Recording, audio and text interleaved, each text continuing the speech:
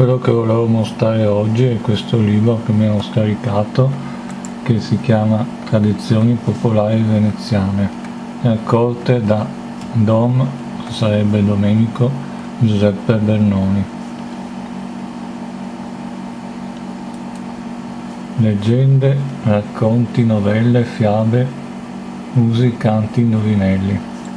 È un libro del 1875.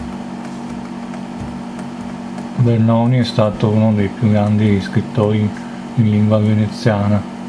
Questo libro è scritto in un veneziano tradizionale, quindi con grafia tradizionale.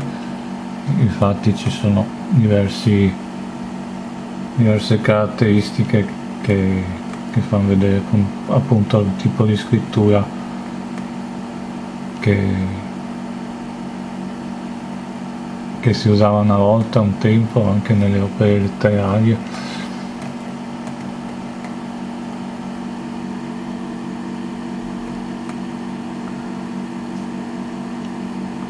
Se vi è piaciuta questa breve illustrazione di questo libro, mettete mi piace e iscrivetevi se volete al mio canale.